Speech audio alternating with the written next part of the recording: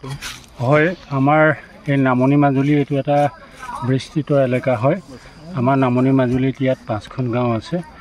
কৰ্দৈগুৰি, বিৰিণাবাৰী, ভালুকমৰা, পমুৱা, কৌপুটীয়া কে ধৰি আমাৰ এই 5খন গাঁৱৰে আমি একে সমবেত হৈ ইয়াত পাঞ্চজন্য সাংস্কৃতিক মঞ্চ এখন আছে। সেই মঞ্চৰ সৌজন্যত আৰু আঞ্চলিক ৰাইজৰ সহযোগত তো আমাৰ দল সংগঠনৰ এই অঞ্চলত থকা সকলোখিনি একত্ৰিত হৈ আমি এই অঞ্চলত এনেকুৱা এটা কাৰ্যসূচী লৈছোঁ, যিটো নেকি আমি প্ৰাকৃতিকভাৱে আমি কিছুমান যিটো গুল্মজাতীয় গছ আছে, সেই গছটো খুব জোপোহা হয়, শিপা বহুত গভীৰলৈ যায়, বহুত বাহিৰলৈ যায়, আৰু যিটো গছৰ পৰা আমি ফল পোৱা গৈছে যে ই খহনীয়া প্ৰতিৰোধ কৰে আৰু ওপৰ অংশত তেনেকুৱা হৈ যায়, জোপোহা হৈ যায়। তাত আমাৰ বন্যপ্ৰাণী এইখিনি এইটো এটা বিচৰণস্থলী হয়।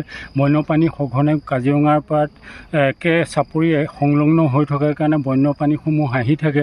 গতিকে সেই বন্যপ্ৰাণীও মানে প্ৰটেকশ্যন দিব পৰা এইটো এটা আমি অভিলেখী আঁচনি গ্ৰহণ কৰিছোঁ। যিহেতু এই থলপদ্মবিলাক যদি মানে পৰিপুষ্ট হৈ উঠে বা আমি 1 বছৰৰ ভিতৰত ইয়াৰ ফল যদি দেখিবলৈ পাওঁ, আমি তাৰ সুফল হিচাপে আমি পোৱা যাব। নদীৰ খহনীয়া প্ৰতিৰোধ কৰাকে ধৰি বন্য মহস্তি প্ৰতিৰোধ কৰা এই দুইটা কামতে সহায়ক হোৱাকৈ আমি এই কামটো আমি প্ৰথম পৰ্যায়তে এই অঞ্চলত আমি হাতত লৈছোঁ।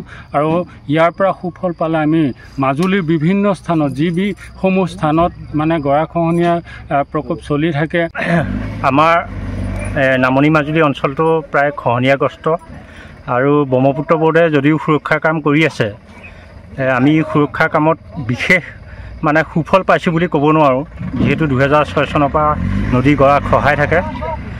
আমাৰ মাজুলীৰ নামনি মাজুলী বিশেষকৈ আমাৰ গাঁৱৰ কৰ্দৈগুৰি গাঁওৰক্ষী বাহিনী, যুৱক সংঘ, পঞ্চজন্য সাংস্কৃতিক গোষ্ঠী আৰু গাঁও উন্নয়ন সভাৰ সিদ্ধান্ত মৰ্মে আচলতে আমি নদী কাষত আজি এক বৃক্ষৰোপণ কাৰ্যসূচী, যিটো স্থলপদ্ম বুলি কয়, যিডাল গছে সম্পূৰ্ণ পানীৰ যিটো গতি, সেই গতিটোক ৰুদ্ধ কৰিব পাৰে আৰু পানীৰ গতিটোক বাহিৰলৈ ঠেলি দিব পৰাকৈ তেনেধৰণে আমি এইসকলৰ নেতৃত্বত আজি ৰাইজ ওলাই আহিছোঁ। গাঁওৰক্ষী বাহিনী, পঞ্চজন্য সাংস্কৃতিক গোষ্ঠী আৰু যুৱক সংঘ আৰু গাঁও উন্নয়ন সমিতিৰ উদ্যোগত আজি কেইবাখনো গাঁৱৰ ৰাইজ সমবেত হৈ আমি ইয়াত স্থলপদ্ম ৰুই পেলাই আমি এটা পৰীক্ষামূলকভাৱে আচলতে এই কাৰ্যসূচীটো কৰিছোঁ। অনাগত দিনত যদি এই স্থলপদ্ম মাজুলীৰ কাৰণে আশীৰ্বাদ হয়, তেতিয়াহ'লে অনাগত দিনত আমাৰ এই ঠাইৰ পৰা আচলতে ইয়াৰ প্ৰচাৰ আৰম্ভ হ'ব। সেই আশাতে আচলতে আমি এনেধৰণে বৃক্ষৰোপণ কাৰ্যসূচী আৰম্ভ কৰিছোঁ। আপোনাৰ সপোনৰ ঘৰখন কেনে হ'ব? আপোনাৰ সন্তান আৰু আপোনজনৰ সৈতে কেনেদৰে কটাব আপোনাৰ আজৰি সময়?